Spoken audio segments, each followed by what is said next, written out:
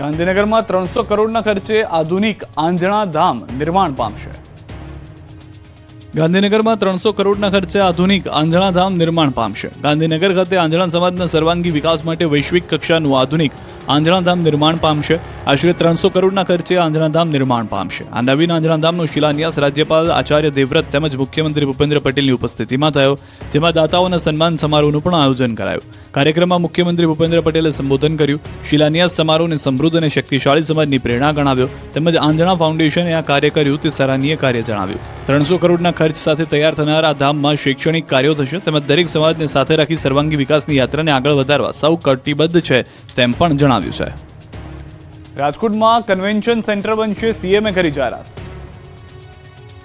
રાજકોટ જિલ્લાના ઉપલેટાના પ્રાસલામાં સ્વામી ધર્મબંધુજી મહારાજ પ્રેરિત 25મી રાષ્ટ્રકથા શિબિરનું આયોજન કરાયું, જેમાં સમાપનમાં સીએમ ભૂપેન્દ્ર પટેલ ઉપસ્થિત રહ્યા હતા.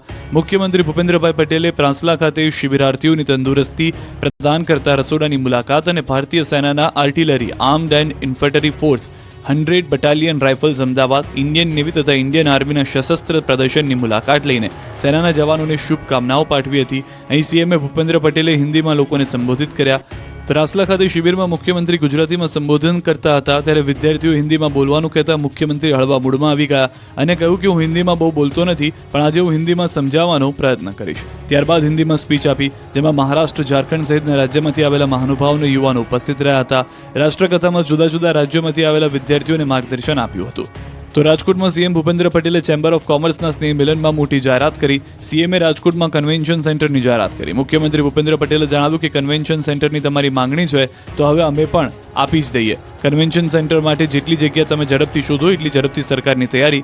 વધુમાં સીએમએ સૌરાષ્ટ્રના ભરપૂર વખાણ કર્યા. કહ્યું કે વર્લ્ડને હચમચાવે એવું સૌરાષ્ટ્ર છે.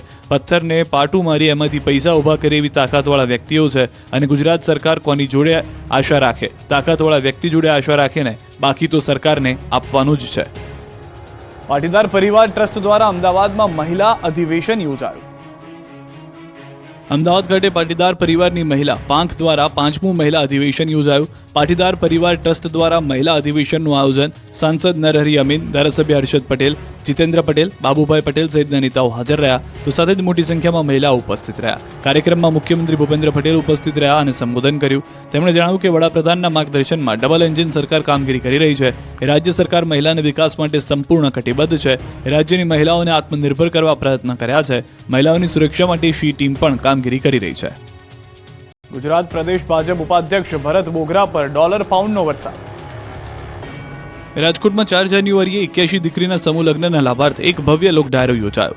આ પ્રસંગે લોક ડાયરો યોજાયો હતો. આ લોક ડાયરામાં પ્રદેશ ભાજપ ઉપાધ્યક્ષ ભરત બોઘરા ઉપર રૂપિયાની સાથે ડોલર અને પાઉન્ડનો પણ વરસાદ થયો.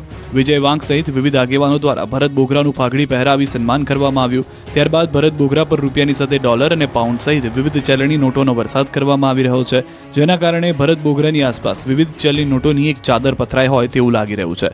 આ તમામ રકમ યુનિટ ફાઉન્ડેશન દ્વારા કરવામાં આવતા સેવા કાર્યો માટે વાપરવામાં આવનાર હોવાનું જાણવા મળ્યું છે. યુનિટી ફાઉન્ડેશન દ્વારા આયોજિત આ લોક ડાયરામાં મુખ્યમંત્રી ભૂપેન્દ્ર પટેલ, ગૃહ રાજ્યમંત્રી હર્ષ સંઘવી સહિત સ્થાનિક ભાજપના આગેવાનો પણ હાજર રહ્યા. મુખ્યમંત્રી અને હર્ષ સંઘવીએ યુનિટી ફાઉન્ડેશનની કામગીરીને પણ બિરદાવી હતી. સત્તાધાર જગ્યાના વિવાદમાં આપા ગીગાના મહંત નરેન્દ્ર સોલંકીએ ઝંપલાવ્યું. જૂનાગઢના સત્તાધારનો વિવાદ શમવાનું નામ નથી લઈ રહ્યો. આ વિવાદમાં હવે રાજકોટના ચોટીલાની આપા ગીગાનો ઓટલો નામની જગ્યાના મહંત નરેન્દ્ર સોલંકીની એન્ટ્રી થઈ છે. મહંત નરેન્દ્ર સોલંકીનો સત્તાધારની જગ્યા બાબતનો પત્ર વાયરલ થતા ખળભળાટ મચ્યો છે. રાજકોટના પૂર્વ કોર્પોરેટર અને આપા ગીગાના ઓટલાના મહંત નરેન્દ્ર બાપુએ વિજય બાપુ ગુરુ, જીવરાજ બાપુના ગુરુભાઈ તરીકે નરેન્દ્ર બાપુએ ટ્રસ્ટી બનવા માટે પત્ર લખ્યો છે. ઉપરાંત સીસીટીવી હેઠળ દાન પેટીમાં દાનની ગણતરી, સિક્યુરિટી ગાર્ડ્સને છૂટા કરી દેવામાં આવે, ફોટોગ્રાફી, વિડીયોગ્રાફીની છૂટ આપવી, પહોંચ લઈને દાન સ્વીકારવું, પોલીસ ચોકી ઊભી કરવી, જૂનાગઢ કલેક્ટરને હોદ્દાની રૂએ સામેલ કરવા અને અંતમાં ભંડારા માટે બોલાવવા અને તેનો ખર્ચ પોતે ઉઠાવશે તેવો ઉલ્લેખ કર્યો છે. મહંતે કહ્યું કે આ વિવાદ સત્તાધારનો નથી, વિજય ભગત અને શ્રદ્ધાળુઓનો છે. આક્ષેપ કરતા કહ્યું કે સત્તાધારે આપા ગીગાનું ટ્રસ્ટ છે, તેમાં 2 ટ્રસ્ટીઓ છે અને ગૌશાળાના ટ્રસ્ટીમાં 4 લોકો છે, તો આ ટ્રસ્ટમાં મારો પણ સમાવેશ કરવામાં આવે તેવી તેમની માંગ છે. વડોદરામાં MS યુનિવર્સિટીમાં અજાણ્યો શખ્સ ઘૂસી આવતા અફરાતફરી મચી ગઈ. દ્રશ્યો જોઈને એવું લાગે કે આગ બુઝાવવા માટે ફાયર વિભાગ પાણીનો મારો ચલાવી રહ્યું છે, પરંતુ સવાલ એ થાય કે આગ તો છે જ નહીં, તો પાણીનો મારો શા માટે ચલાવાઈ રહ્યો છે? ઘટના વડોદરાની MS યુનિવર્સિટીની છે, જ્યાં અડધી રાત્રે એક અજાણ્યો શખ્સ બાયોકોમ વિભાગના પહેલા માળે ચડી ગયો. જાણ થતાં પોલીસ અને ફાયરની ટીમ પહોંચી નીચે ઉતરવા માટે અપીલ કરી, પરંતુ એ શખ્સ બારીના કાચ તોડીને પોલીસ અને ફાયરની ટીમ પર ફેંકવા લાગ્યો. તોફાની તત્વને કાબૂમાં લેવા પાણીનો મારો ચલાવવાની જરૂર પડી, જોકે આખરે સમજાવટ બાદ શખ્સોને નીચે ઉતારવામાં સફળતા મળી. અજાણ્યો શખ્સ આ રીતે યુનિવર્સિટીમાં ઘૂસી ગયો અને તોફાને ચડ્યો એ જોતા અહીંની સુરક્ષા સામે પણ સવાલો ઉઠી રહ્યા છે. આવતીકાલથી ફરી ઠંડી ધ્રુજાવશે, તાપમાન 2 ડિગ્રી ગગડવાની શક્યતા. આવતીકાલથી ફરી એકવાર ઠૂઠવાવા થઈ જજો તૈયાર. 24 કલાક બાદ ઠંડીનો કાતિલ રાઉન્ડ શરૂ થશે. 24 કલાક બાદ 2 થી 3 ડિગ્રી તાપમાન ઘટી શકે. વેસ્ટર્ન ડિસ્ટર્બન્સના કારણે તાપમાન ઘટશે. રાજ્યમાં પવનની દિશા બદલાવાની સાથે પવનની ગતિ ઘટી છે, જેથી અમદાવાદના મહત્તમ અને લઘુત્તમ તાપમાનમાં વધારો થતાં ઠંડીમાં ઘટાડો થયો છે. પરંતુ સોમવારથી લઘુત્તમ તાપમાન 2 ડિગ્રી ગગડીને ફરી 12 ડિગ્રી થવાની શક્યતા છે, જેથી ઠંડીમાં વધારો થવાના સંકેત હવામાન વિભાગે આપ્યા છે.